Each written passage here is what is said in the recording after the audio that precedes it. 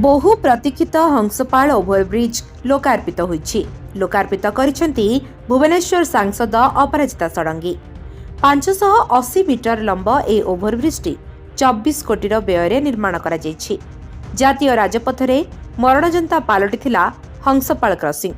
पूर्व सरकार रे जमी अधिग्रहण समस्या पई विलंब हेउथिला एभली प्रकल्प। फ्लाईओवर निर्माण कार्य 2020 रु आरंभ होइतिले भी सरिबा पई अनेक समय नेउथिला।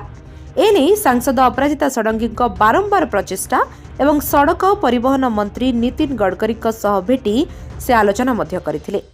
अगस्त 2024 रे ए ओभरब्रिजर गोटे पट कटक भुवनेश्वर पार्श्व को उद्घाटन करा जायथिबा बेले आज भुवनेश्वर कटक आड़को ओभरब्रिज उद्घाटन होईछि। ए उद्घाटनी कार्यक्रम में सांसदों सह भुवनेश्वर उत्तर बीजेपी नेता प्रियदर्शी मिश्र सह जातीय राजपथ प्राधिकरण अधिकारी माने उपस्थित रहिथिले। गोपीनाथ मंडल सभापति जवंदर सबुजी आज ओभरब्रिज उद्घाटन होछि केते खुशी अछंदी आप? देखो ये तो खुशी कहीहबनी बहुत खुशी कारण ये विगत दिनक मानक जो भाई भाव में एक्सीडेंट होई बहुत जनजीवन क्षति होता आज से बहुत सुधरी जाइए। आज मैडम करकमल आज जो उद्घाटन होची फ्लाई ओभरब्रिज से सारा भुवनेश्वरवासी भी खुशी मुझे एकुटिया खुशी हेली भावनी समस्ते भी खुशी। कौन केमती थिला ओभरब्रिज पूर्व पदक्षेप नहीं सब समस्ते ये बहुत लोकंर अच्छी अवदान जे कि बहुत वयोज्येष्ठ लोक ये समस्त गोटे दाबी था ये ओभरब्रिज है ये आम जो एक्सीडेंट होता से एक्सीडेंट गुड़ाक हम ना बर्तमान 2 लाइन ओभरब्रिज रहा ओभरब्रिज बहुत लोग यातायात होती। आज से ही अवसर में मो मैडम को बहुत बहुत धन्यवाद भी दूँ। परिचय साक्षरंजन महांती नहरकंटा वार्ड नंबर 4 समाजसेवी तथा गोपीनाथ मंडल भारतीय जनता पार्टी प्रतिनिधि। आज जो उद्घाटन हो ओभरब्रिज केते आदरे आपण मानकर सहयोग थिला?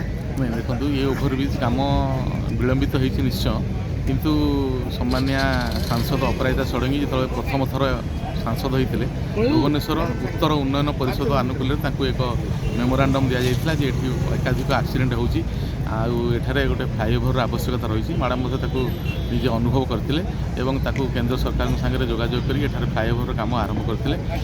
फ्लाईओवर विलंबित होवार कारण विगत दिन जो बिजु जनता दल सरकार थिला एठी हमर ए फ्लाईओवर पाखे हंसपाल गोटे हरिजन बस्ती रही जो बस्तीटा को इभाकुएसन करने और से बस्तीटा को स्थानांतर करने बहुत समय लगिला एवं सरकार पूर्वतन सरकार ताको काल क्षेपण नीति अवलंबन कले जहाद्वारा आज ये काम विलंबित है।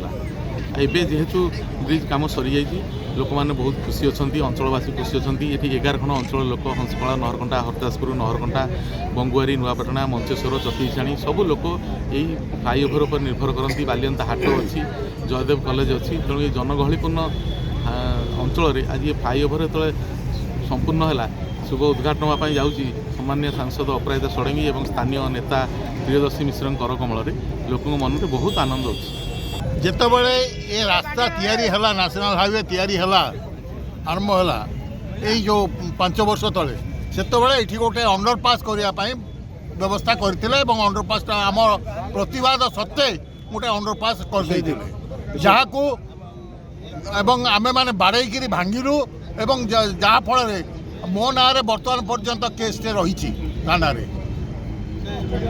तेणु से मत धमक दिहला आपण को जेहेतु अंडरपास भांगी आपको जेल में पूरा हम मुझे कहली मुझे जेल बहुत थर जाइए सीमा आंदोलन जाइए ब्लड बैंक गंडगोल जाइए जेल तेणु जेल जावाटा मो बड़ कथा नुह कि नुआ कथा नुहे मु जगतर मंगल लोकंर मंगल ये अंचल मंगल जहाँ आवश्यक मुझे निश्चय करी आवश्यक अवस्था मत जेल गले मोर सामान्य दुख ना जहाँ सरकार सभा शेष आम कथा शुणिले मैडम बर्तमान जो आमर एमपी मैडम अच्छा एमपी मैडम आम प्रति आमर कथा शुणिक कहले ना अनुभव कले जे ना ये अंचल गोटे फ्लाईओवर हवा उचित एवं से जाई नितिन गडकरी सागर आलोचना कले एवं आलोचना फल ये फ्लाईओवर टी संभव है फ्लाईओवर तैयारी होगा जहाँ 3 वर्ष 3.5 वर्ष लगला एवं शेष मुझे धन्यवाद देवी जे से बर्तमान फ्लाईओवर कार्यक्षम होगला एवं ये अंचल विकास रे ये बहुत सहायक हो। Bureau report live life Odia.